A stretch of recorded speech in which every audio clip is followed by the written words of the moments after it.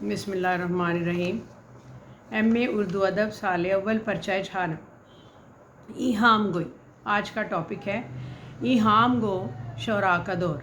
सवाल इस तरह से है कि ईहाम गोई की तहरीक से क्या मुराद है, इसके असबाब व असरात पर रोशनी डालें।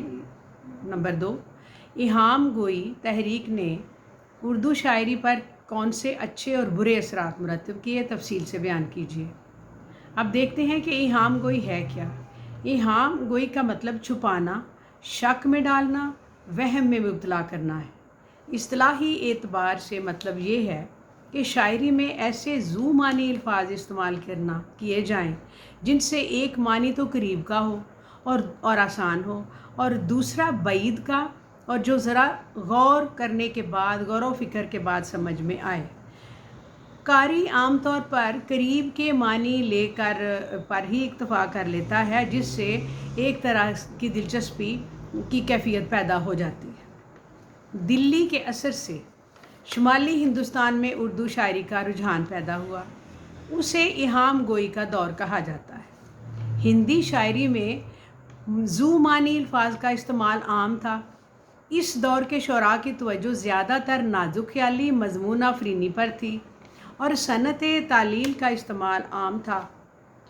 शायरी में खसूसन दोहों में ज़ू मानी अल्फाज का इस्तेमाल जो था एक आम हकीकत हो चुकी थी, और वो मुआशरा जहाँ आज़ादी खुशहाली ने अफराद को खूल खेलने की तमाम सहूलियात मुहैया कर दी थीं, हुस्न व इश्क का तसव्वुर इनफरादी एहसास की बजाय इज्तमाई जज्बे की शक्ल में इख्तियार हो चुका हो, वहाँ बात बात पर लतीफ़े, चुटकुले और ज़ू मानी अल्फाज का इस्तेमाल आम था।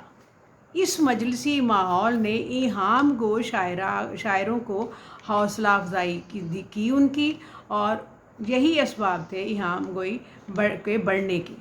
अब मोहम्मद हुसैन आज़ाद फरमाते हैं कि ईहाम गोई हिंदी दोहों से परवान चढ़ी। इस बात से इनकार नहीं किया जा सकता कि ईहाम गोई की इब्तदा हिंदी और ब्रिज भाषा की वजह से उर्दू में आई, और हिंदी में ये सनत संस्कृत की वजह से आई, क्योंकि हिंदी शायरी पर संस्कृत का बहुत ज़्यादा असर था, और मोहम्मद शाही दौर में दोहों की पजीराई इसको बहुत हासिल थी, चुनाचे फ़ारसी का असर भी था। ईहाम गोई का तीसरा सबब डॉक्टर गुलाम हुसैन साहब ने दरियाफ्त किया है। वो कहते हैं कि मोहम्मद शाही दरबार की मजलिसी ज़िंदगी थी, औरंगज़ेब की वफ़ात हो चुकी थी और मरकज़ी हुकूमत कमज़ोर हो गई थी, और खाना जंगी और जंगो जदल में मुसलसल शिकस्तें थीं, और हुक्मरान तबका बजाय गौर व फिक्र करने के इसके मुतालिक ताउस व रुबाब से दिल बहला रहा था। तवाइफ़ें, भांड, मिरासी दरबार में इज़्ज़त की निगाह से देखे जाते थे, और इस किस्म की मजलिसी ज़िंदगी में ज़िलई जुगत, ज़ू मानी फ़िक्रे, पहलूदार अल्फाज, लतीफ़ों और चुटकुलों की बहुत ज़्यादा ज़रूरत होती है। पूरा मुआशरा इसी रंग में रंगा हुआ था, तो शायरी अपना दामन कैसे बचाती। फबतियों और ज़ू मानी फ़िक्रों से बात घुमा फिरा कर की जाती थी, और ईहाम गोई किसी ज़ुबान की तरक्की और तरोीज के लिए एक ज़रूरी अमर होती है, क्योंकि उर्दू ज़ुबान के लिए ये मंजिल थी जब वसी सरमाया अल्फाज की ज़रूरत थी, और ये दौर उर्दू ज़ुबान में ईहाम गोई के दौर में आया और लखनऊ के दिबिस्तान से जाकर पाया तकमील को पहुँचा। ईहाम गोई के कुछ फ़वाइद, कुछ इशार में अवामी ये थे कि अवामी जो तकरीबात, लिबास, मेले ठेले और समाजी हवाले भी इसमें समो दिए गए। ईहाम गोई के बहुत से असरात हुए, जिसमें देखना ये है कि ईहाम गोई कोई जज्बात निगारी, एहसासात, महसूसात की राह में हायल थी, बरजस्तगी, बेसाख्तगी की दुश्मन थी। शायर अपने ख्यालात को सच्चाई और खलूस से कलम बंद नहीं कर सकते थे। अल्फाज के गोरख धंधे में उलझ कर रह जाते थे। ज़ू मानी अल्फाज की तलाश, मुनासबत लफ्ज़ी का इल्तज़ाम और मुश्किल पसंदी की वजह से इस कलाम में असर आफरीनी से दूर हो जाता था। डॉक्टर गुलाम हुसैन साहब कहते हैं कि शायरी जब किसी ख़ास सनत के इल्तज़ाम की पाबंद हो जाए तो जज्बे का खलूस ख़त्म हो जाता है। اور شاعری الفاظ کے خوشنما گھروندے بنانے کے لیے محدود ہو جاتی ہے۔ یہ ایہام گوئی کا غیر صحت مندانہ رجحان تھا، لیکن ایہام گوئی کا صحت مندانہ رجحان بھی ہے۔ ایہام گوئی سے زبان کو بے پناہ فائدہ پہنچتا ہے۔ الفاظ معنی کا باہمی ربط تلاش کیا جاتا ہے، نئے نئے الفاظ استعمال کرنے کے لیے ڈھونڈے جاتے ہیں، اور ذو معنی الفاظ کی تلاش نے زبان کو بہت زیادہ مٹھاس سے آشنا بھی کیا تھا۔ اور اس طرح سے یہ امر قابل ذکر ہے کہ لسانی حوالے سے زبان میں وسعت پیدا ہوئی۔ ایہام گوئی کی وجہ سے اس زمانے کی مجلسی اور سماجی زندگی کے کئی گوشے بے نقاب بھی ہوئے، اور اردو زبان میں شاعری میں ایک ایسا دور بھی شروع ہوا جس کی وجہ سے درد، میر، آتش، غالب، مومن، داغ، اقبال اور فیض کی بدولت جو لغات کی طرف توجہ ہوئی، اور یہ ستارے بن کر شاعری کے آسمان کے ستارے بن کر یہ چمکے۔ اب اردو غزل نے عہد بے عہد زمانے کے رجحانات ان کے سامنے تھے، اور جب اردو غزل میں ایہام گوئی کے خلاف رد عمل شروع ہوا تو غزل سادہ گوئی اور صاف گوئی کی طرف مائل ہوئی۔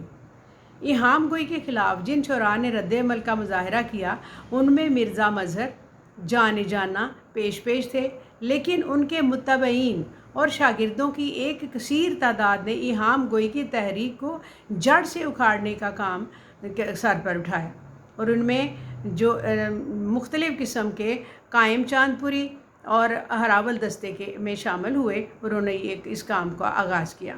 ایہام گوئی کا آغاز محمد شاہ کے ابتدائی عہد سے ہوا تھا، اور اسے تیزی کے ساتھ قبول عام کا درجہ حاصل ہوا، اور تقریباً 20-25 سال تک اس کا خوب چرچا رہا۔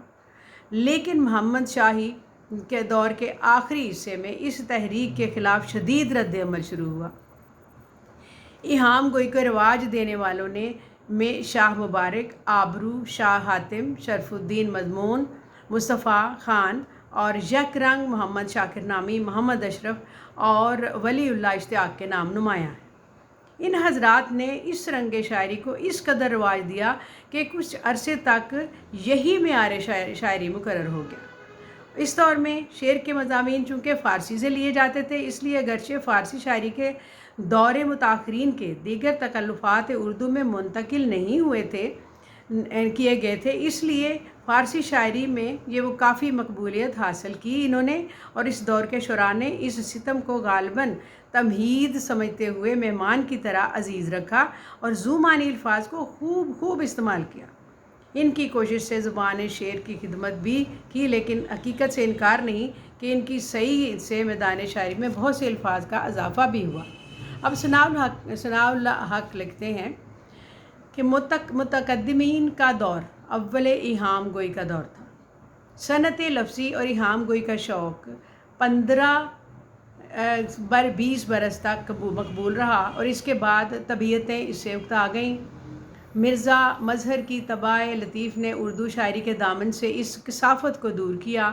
اگرچہ اردو میں شعر کہنا مرزا کے لیے بڑا مشکل تھا، تاہم چونکہ اب اردو شاعری کے مذاق عام ہو گیا تھا، اس لیے انہوں نے حوصلہ مند شعراء کو غلط روی سے بچانے کے لیے صاف، سادہ اور رواں زبان میں چند اشعار لکھے۔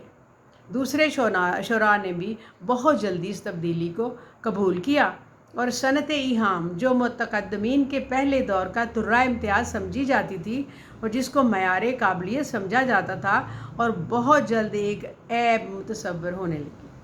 جیسے کہنا مشک شاعر کو بھی اس بدلے ہوئے رجحان کو دیکھتے ہوئے اپنے ضخیم کلیات سے ایسے اشعار الگ کرنے پڑے جسے جدید طرز کے مطابق تھے۔ ایک چھوٹا دیوان مرتب کرنا پڑا جس کا نام انہوں نے دیوان زادہ رکھا۔ بہت سے ایسے رجحانات اس وقت وہ سامنے آئے، اور بہت سی چیزوں کو انہوں نے اب نئے دور کے مطابق کیا۔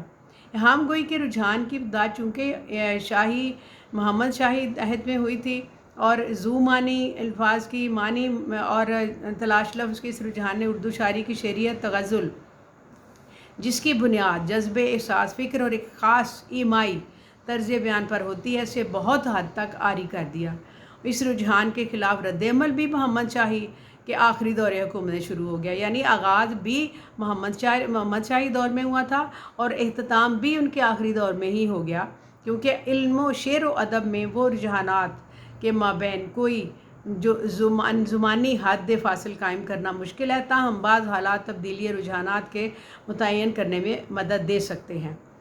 चुनाचे ऐश व निशात के मतवालों ने खा इन चरकों से कोई सबक हासिल ना किया हो, लेकिन हसास ज़हनों के ऊपर जो असर हुए, इसके नतीजे में उर्दू शायरी में नशातिया रुझान के बजाय अलमिया रुझान को पैदा किया। एक कुदरती अमर था, लाजमी बात थी कि इतनी ऐश व निशात तो हो ही नहीं सकती। चुनाचे ज़रा आगे चलकर मीर की गम पसंदी, सौदा की हिजब निगारी और मीर दर्द के सूफियाना लबो लहजा की सूरत में ज़ाहिर हुआ। इहाम गोई के ख़िलाफ़ रद्द-ए-अमल में इन हालात को नज़रअंदाज नहीं किया जा सकता कि जो इज्तिमाई ज़िंदगी के जो मुतासर कर रही थी चीज़ें, उन्हीं हालात में मिर्ज़ा मज़हर ख़ान जाना ने इहाम गोई के ख़िलाफ़ एक तहरीक का आगाज़ किया और इनके शागिर्दों ने इसको अमली सूरत दी। अगरचे शुरू में इस नए रुझान को ज़्यादा मकबूलियत हासिल ना हुई, लेकिन वक्त के तकाज़ों ने इसे फैलाया और मकबूल बनाया। ख़ुद इहाम गोई के एक अहम नुमाइंदे शाह हातिम अपने कदीम रुझान से तायब होकर नए रुझान की तरफ राग़िब हो गए और इन्होंने मिर्ज़ा मज़हर ने इहाम गोई के ख़िलाफ़ जिस तहरीक का आगाज़ किया था, उसमें दूसरे शोरा भी शामिल हुए और नतीजा ये निकला कि इहाम गोई नामकबूल होती गई और मीर सौदा और कायम ने इसके रिवाज को बहुत कम कर दिया और मीर सौदा, मीर हसन पूरी तरह इस पर गालिब आए और उनकी शायरी ने लोगों के दिलों में घर कर लिया। ये इहाम गोई का एक लेक्चर था। अब इहाम गोई शायरों के बारे में नेक्स्ट वीडियो में इंशाल्लाह बताएंगे। इसको लिंक कीजिए, शेयर कीजिए, सब्सक्राइब कीजिए। शुक्रिया। अस्सलाम वालेकुम।